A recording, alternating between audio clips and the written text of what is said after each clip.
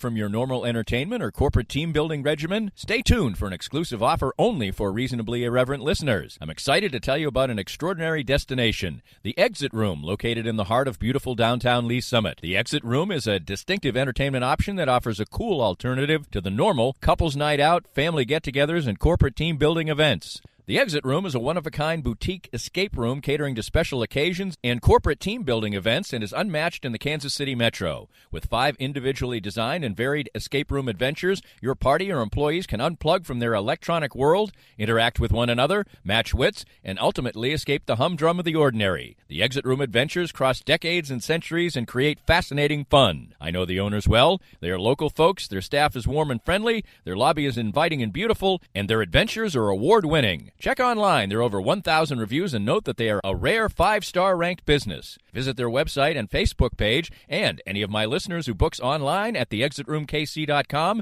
using the promo code ClinkScale19 gets 10% off any ticket purchase. The Exit Room in Lee Summit. Unplug, interact, and escape. For many people, a family law case will be one of the most difficult experiences in their life. The law firm of Kenneth McRae will help you through it. Personal and effective help from Ken in concert with you will develop a unique strategy for your unique case. As Ken always says, divorce can be civil law, not civil war. Licensed in Kansas? Visit McRaeLawOffice.com or call 913-972-4765. I was duped, and I recommend you be next. For better or worse, the ultra-realistic impression of me sits now in my wife's office to spook her on a daily basis. So what is Doob? D-O-O-B. It's the keepsake of a lifetime, a 3D-generated, incredibly lifelike figurine. 66 cameras take an image at exactly the same moment in any pose, and state-of-the-art 3D technology transforms that into exact replicas of you, anyone you know or love, a pet, whomever is close to your heart. Create lifetime memories with a Doob. Visit their Facebook page at Doob 3D Kansas City, or better yet, see their incredible creations. Visit their location down on the plaza in the heart of it at 231 West 47th Street in KC Mo. Doob, be next.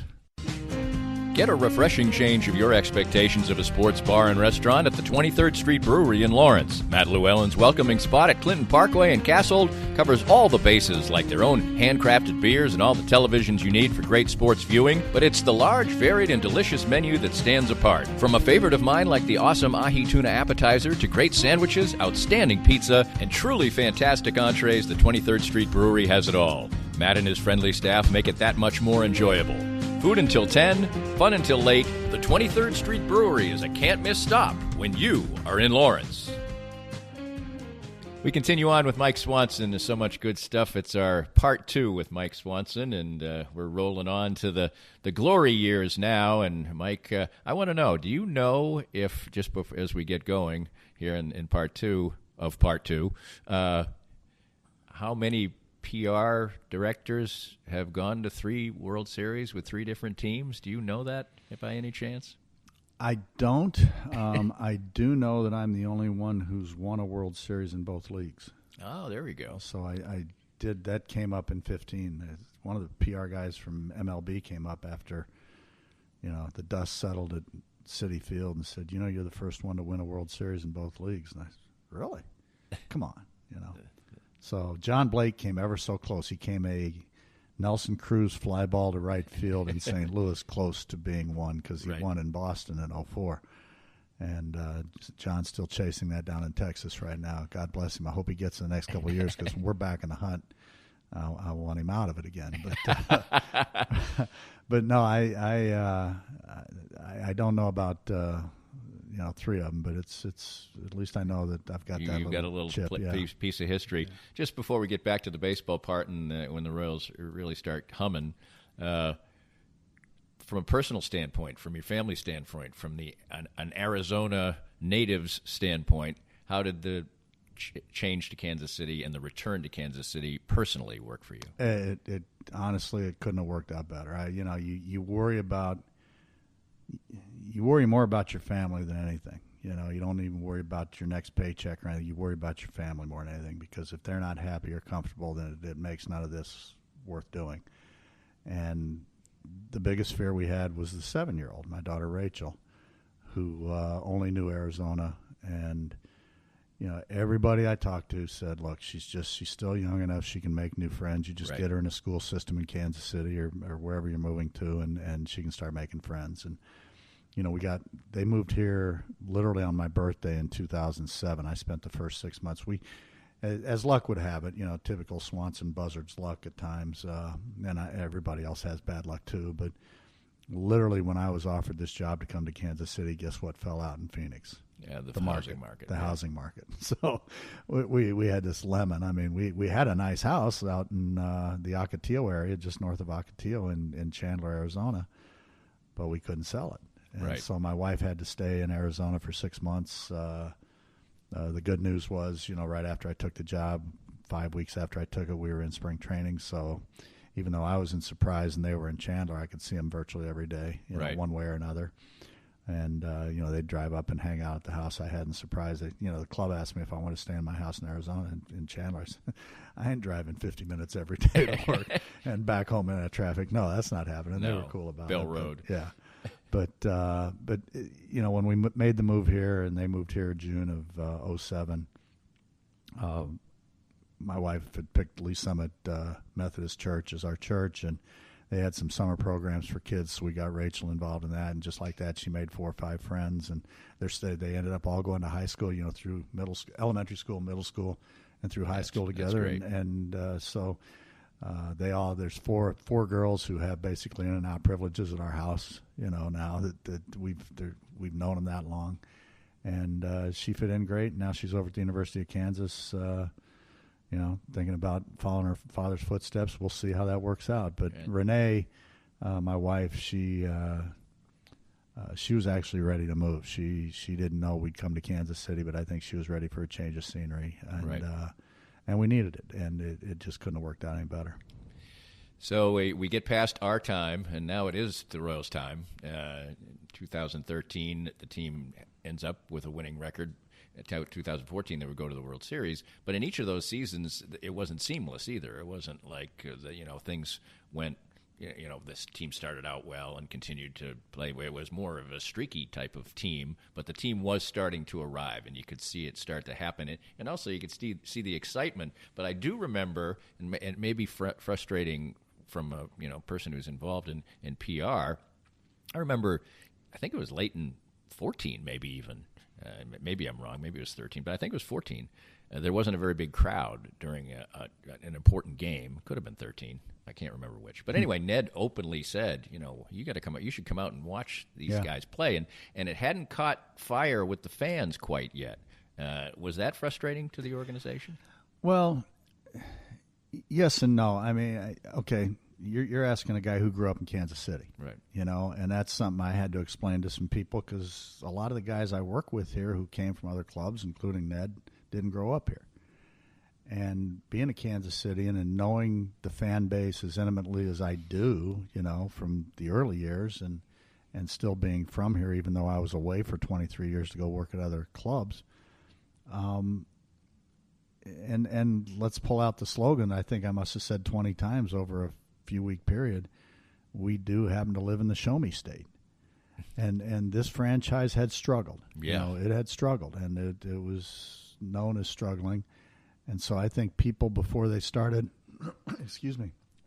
coming out in full voice and full force, they wanted to make sure they weren't being teased, and the TV ratings were through the roof. There was enough knowledge that fans knew we were getting there.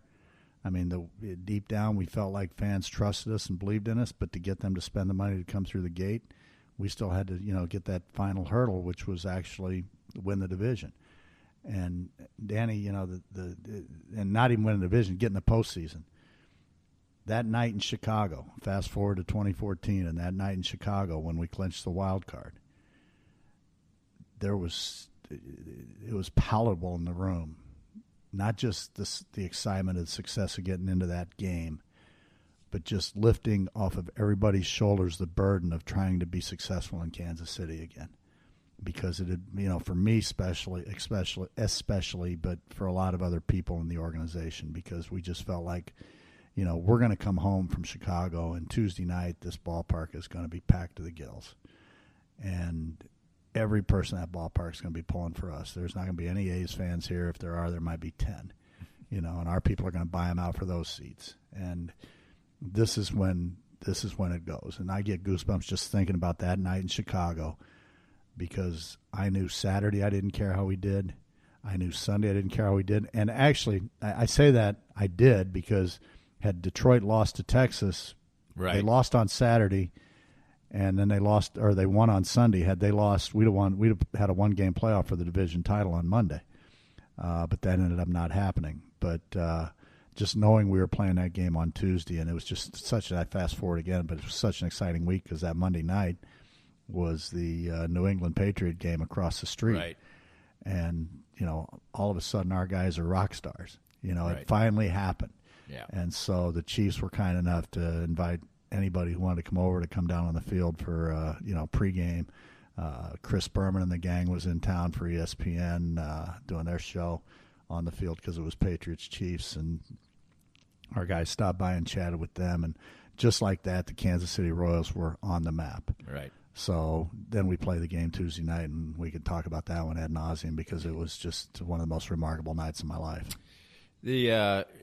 And the game itself was kind of a microcosm of what had happened in those couple of years, because it did not go smoothly, and it looked like it was going to be a disaster, and a disaster including a controversial managerial move that didn't work, and so in the end, it all worked out. Which in this couple of years standpoint, things like that happened for the Royals, but a little bit of a microcosm of what went on. It really was. The game was every bit the roller coaster ride that the season was, and my biggest fear, as we're losing that game at the time, was Ned was hell bent on us not being a playoff team until we won that game. He wasn't counting. He was not counting the wild card game as being in the playoffs. I thought we were in the playoffs. 40,000 people thought we were in the playoffs. Ned just didn't feel like we'd accomplished anything until we got in the playoff, until we won that game. And yes, everybody questioned the move of bringing Giordano into the game, and he gave up the home run. James Shields didn't have it that night. Let's just be blunt about it. James just didn't have it that night. And they thought that was the best opportunity to get him in and get him in briefly because, if he gets us through that inning, we've got the pen, right, and we're lined up. He didn't. It didn't happen that night. But we were still lined up. And now it's up to the offense. And, the whole dugout stories that are legendary now. I was not in the dugout at the time. I was there in the later innings when we kept going to extra innings, waiting for it to end one way or the other. But the stories of the guys just saying this isn't how we're going out. This is, it's cool rhetoric because as well as I do, you just can't say words. Right. Sit there. You can't wish a championship. You can't wish a win. You got to do it. And we hadn't really shown that many signs that night that we were going to do it. But it happened. And they willed themselves. They weren't giving up at bats all of a sudden. We weren't striking out. We weren't, we were doing things on the field that we hadn't done, with a lot of regularity. And all of a sudden you find yourself in the 12th inning, we're down a run again. We gave up, we fell behind again. Was it the 12th? I think it was the 12th. Yes. Yeah, 12th run, we fall behind again. But, the one thing that stands out that night, as I sit here and look at the field right now, right, was when Gerard Dyson stole third base. We're behind. Oh, yeah. We're behind a run. And Gerard Dyson stole third base, and he did that little rev thing he does, Right, which, if you didn't like the Royals, that was absurd. First of all, he didn't have to steal third. No. Secondly, you're behind, and he's doing motorcycle revs. Yeah, he's doing the motorcycle rev, and I'm like, dude, right. You ain't on home plate yet. I think everybody's thinking the same thing. You haven't touched home plate yet. Now, when you touch home plate, you can rev it up all you want. But he did, and right. it ended up all working out. And right. then I said this a lot. Fast forward, so we fly to Anaheim.